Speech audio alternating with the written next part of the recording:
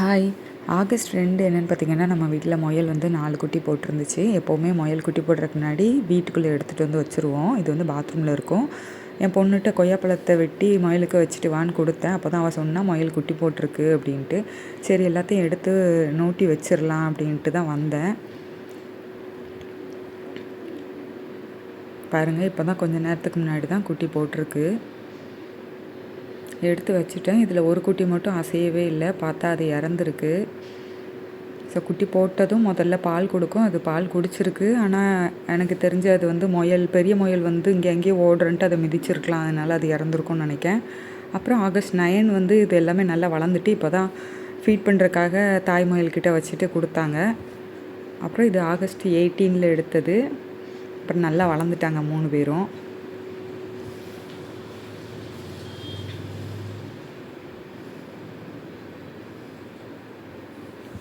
மூணு பேரும் இப்போ நல்லா க்யூட்டாக அழகாக வளர்ந்துருக்காங்க. அப்புறம் இதில் ஒரு குட்டி மட்டும் ஃபுல் ஒயிட்டு, அப்படியே அவங்க அம்மா மாதிரி ரெட் கலர் கண்ணோடு இருக்குது. அப்புறம் நம்ம ஒரு 12 முயல் வச்சு கோழிக்கூட்டில் போட்டு வளர்த்தோம்ல, அதில் ஒரு 2 முயல் வந்து இறந்துருச்சு. ஒரு 6 முயலை கடையில் கொடுத்துட்டாங்க. அதில் இந்த 4 வந்து இருந்தது. இதை வந்து இந்த வீக்கு கடையில் கொடுத்துருவாங்க.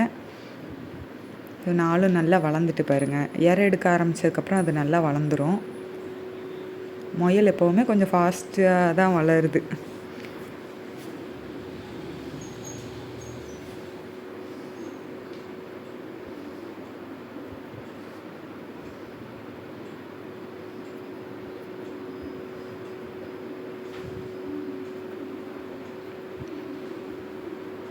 அப்புறம் நம்ம இன்றைக்கி வந்து நான் நிறைய நவாப்பழம் பறித்தேன். ஒரு பக்கெட் நிறைய பறிச்சுட்டு வந்தேன்.